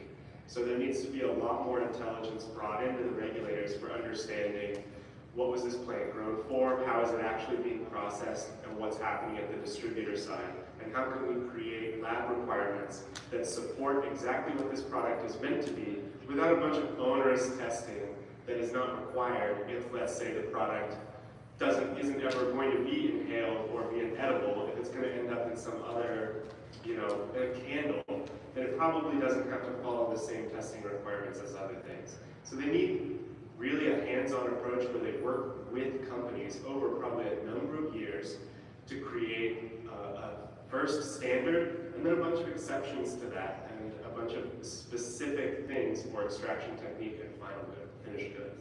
To add to what Drew was saying, from personal experience, we do a lot of blending. A lot of cannabinoids elude in the same positions as other cannabinoids, so it does require a specific testing method for a blend versus just testing for CBD versus just testing for THC. So that leads me to my next question. There are many, most of them from the marijuana side, and I go on LinkedIn and I just like have fights with people, and we were just talking about this earlier. But it's cheaper than therapy. So my question is, JJ, because you brought, well actually you both brought it up. So on the marijuana side, they have their own testing issues, we have our own testing issues, that kind of thing. We're talking about regulation and compliance and that kind of thing. A lot of marijuana people, and I argue with them about it, they say, well, the hemp industry should be abolished until we've had many years to test this. The flip side is, it's working fine. Let's do let's do the tests. Let's see how it goes, and then make regulations. So what do you think about that? Do the regulations come first, or does the science, does the testing come first? I think the advancement the hemp industry has made is exponential compared to cannabis because we haven't had the same kind of box regulations. I think at this point we know enough to start putting on some regulations, but it has to be responsible regulations so we can continue the advancement of science that we've made on the hemp side. Marijuana started with regulations and they're completely stale. They're revenue stale. So revenue's not going up. Hemp revenue continues to go up. Hemp is continuing to put on more regulations, and that approach seems to work. The reality is you want something in between, allow us to do our business, but have reasonable regulations, and that's what the hemp industry has done, and that's why it continues to innovate. So how do you manage those two things? So we have the marijuana market, and I mean, I have very little sympathy. I have a little bit of sympathy, but the marijuana folks who got into a very over-regulated state system, they agreed to it, right? Just like the guy in Texas, right? Super restrictive market, but they went into it anyway. And then we have the hemp side that's working on, has more reasonable regulation kind of thing. So a lot of the marijuana folks will say, and legislators also, they want the regulations to be more stringent. And I always say, don't make it harder for us, let's make it easier for you. Do you think that's a path that could be followed in terms of regulations? And obviously we'll get to compliance later, but do you think that's a path that could be followed? I think Tennessee was the first state to put a bill together, and honestly, it's the most friendly cannabis market in the country. And if you would have asked a person on the West Coast that Tennessee would regulate cannabis properly, they would have laughed at you 10 years ago. So I think the legislators are open to it, and crazy enough in red states, obviously it's hemp, not marijuana, but some states have done good jobs, some states are going to do a good job, but it came from the hemp industry, including American Healthy, putting together a nice regulatory package for them, and that's what they used. Well, I actually hate the regulation in Tennessee. I know, I'm aware. Yeah, you're aware. So my question is, what do you think, do you have concerns about potentially legalize right out of the gate, and they're like, oh yeah, just go ahead and tax us, and we'll only do 5 milligrams, and they self-impose, they offer up all these concessions, right? Which to me just means that you're gonna end up super over-regulated and not be able to make any money like the marijuana industry. How do you deal with that situation when you run into it? Bobby? No, from industry folks. I don't feel like the marijuana industry is as stagnant as this question kind of paints them. Like, it really is a great example of federalism functioning in the United States, where the states that are over-regulated are dealing with the problems of over-regulation. The states that over-license are dealing with the problems of over-licensing. The states that have under-regulated are dealing with those issues. And I think marijuana has an opportunity, the rec space has an opportunity to actually be a race to the top, where through collaboration, different marijuana regulatory agencies can solve each other's problems by showing each other the legislation and regulations that have been written in each individual state that have helped avoid some of the problems other states are dealing with. For example, Oregon licensed a ton of operators when they first legalized cannabis, and that helped the price of cannabis immensely, versus a place like Illinois, where they have a very limited license market. Now, there are advantages and disadvantages to both, but if Illinois was deeply struggling with pricing problems for consumers, a great place to ask for help would be Oregon, and understanding how to license more large-scale growers. And I think, hopefully, in the near future, hemp will be a part of that dialogue with these cannabis companies as well. I mean, I look to cannabis regulation all the time for understanding what are going to be effective and ineffective approaches to this plan. Do you have any thoughts or opinions about so my personal thing is don't make a law that you can't enforce, or you're not going to enforce, right? It's just, what's the point? So do you have thoughts on enforcement actions that should accompany regulations? Sure, yes, yeah, I mean, what we've seen is one, you gotta work with the enforcement bodies, but you wanna give them the power to enforce the bad actor, to go against the bad actors. I think, as the alcohol space kind of comes in, is they keep each other accountable, and they do a really good job of that. And sometimes it comes down to telling the enforcement that someone else is doing a bad thing. In this industry, we really don't have that accountability on each other, mainly because of how fast we grow. I mean, 5 years is a $30 billion industry. We don't even know what the number is this year. That was last year's number. Who knows what it is today? So I think it's going to come down to keeping us each other accountable, and also empowering enforcement agencies, whether it's the alcohol enforcement body or the ag or whatever it is, with $200 licenses, a little bit of a tax. But we've yet to see a hemp regulatory or hemp regulation in any of the states that we really referenced, except for F-tax in Florida, to enforce regulations. I still see issues with FTAX in Florida. South Florida FTAX is very different than North Florida FTAX. So there's It is a big state. yeah, there's actual enforcement in North Florida. There's limited enforcement in South Florida. So although we have regulations, people don't follow the regulations in South Florida the way that they follow it in North Florida, because there's actual enforcement. So it needs to be a balance. So do you think it needs to limit the market then, so they have less people that they need to keep track of? What's the solution there? They need to be more well funded. And do you believe, or where do you think, so in Texas, the medical marijuana oversight is with DPS, which is the police, essentially, and the hemp stuff is in the health department. Where do you think regulations for the hemp industry should be? Health department. I mean, we put out food products. So that's the way that I see it. I mean, I run my facility like a food facility, because even though my lab doesn't actually make food, the oil that I sell does go into food products, so I should be running it the same way, like any kind of raw ingredient. Do you have concerns as a manufacturer? Drew, you sell terpenes. Brett, you sell, raw ingredients. Do you have any concerns that the FDA will come out with regulation that doesn't mesh with whatever states you're operating in? Concerns are just the beginning, but I think the FDA is, Chevron. yeah, the FDA is going to be a big piece of this discussion in the future. There's no world in which they are not involved in this discussion. There's no world in which they do not have an opinion about hemp and cannabis. But we have to do what every other industry does in this country.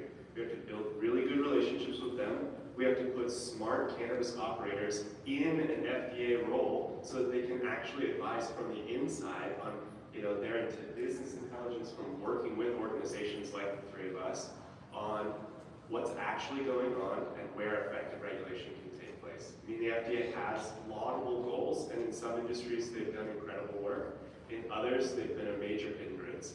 We've got to be on the good side, and doing that is about building the relationship with them rather than running away from them. So education.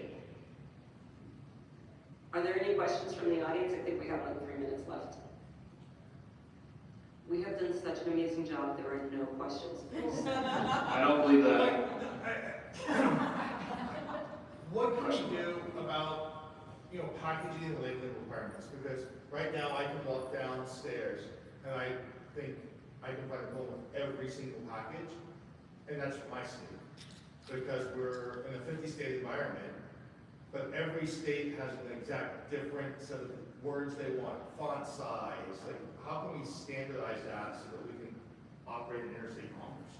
Well, in addition to the legislative and lobbying work that I do, I also handle compliance for Hometown Hero, so I understand exactly what you mean. And unfortunately, you guys can weigh in. I mean, we've opted to, and I just had a conversation with somebody yesterday on the floor, and the back of his products say nutrition facts, or nutrition label, something like that. And I said, well, that's actually illegal according to the FDA because these products haven't been approved as an additive in food, so it's not a nutrition panel that you have to have. I said, so we use product facts, like that's what we say, which is in violation of some states that, like New York, that directs you to use nutrition panel. So what do you guys do to try to maintain compliance across the states? So True Terpenes is in an interesting position. We sell ingredients to 39 countries from hemp, all 50 states, and then botanical terpenes we sell into a massive number of countries, even more than that. Keeping up with all of these compliance requirements is absolutely nauseating, and it is an impossible task.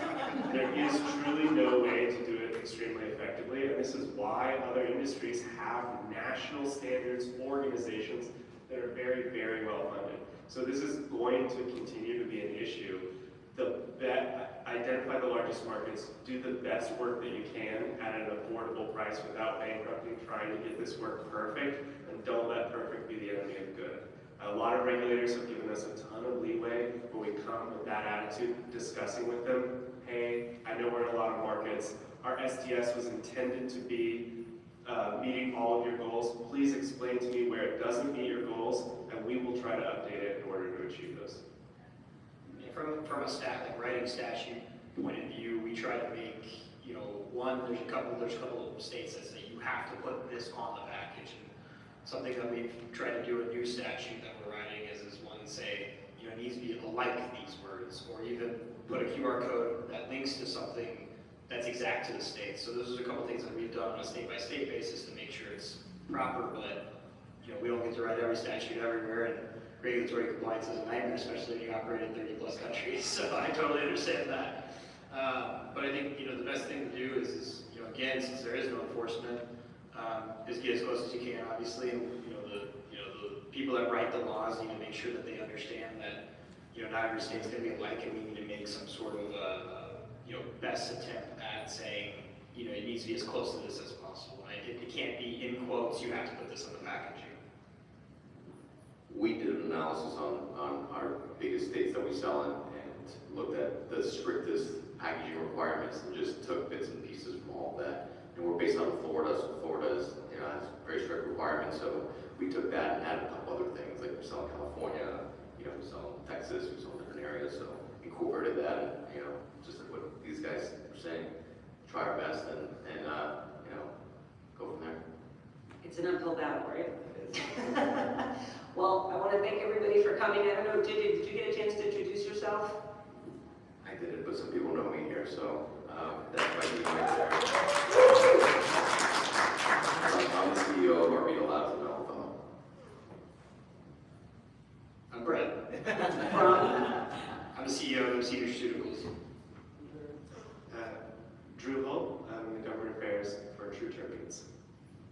And I'm Cynthia Cabrera with Hometown Hero. Thank you guys for sitting in on our panel. Thank you, Chance, for the input.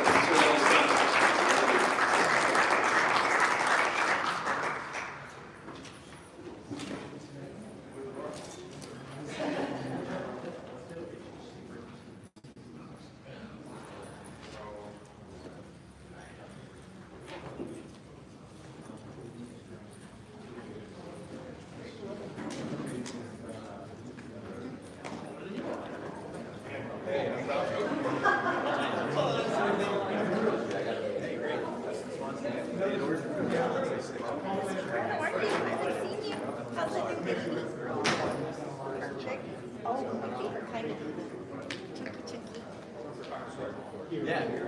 So yeah, Van Horn, how you doing, man? Good to see you. Van Horn, I'm not sure how to do that. Very helpful. Yeah. How are you doing? Yeah. Thank you.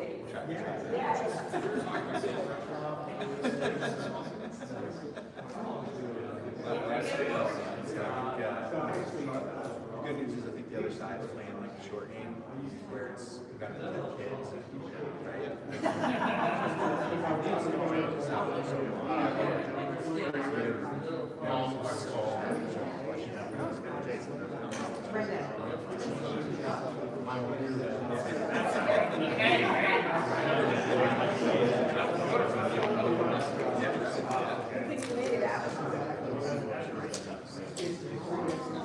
Yeah, good.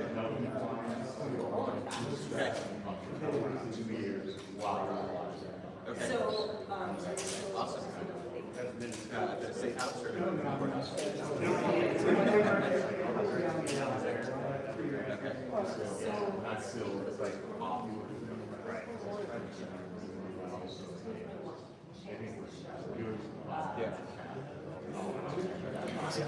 Sorry.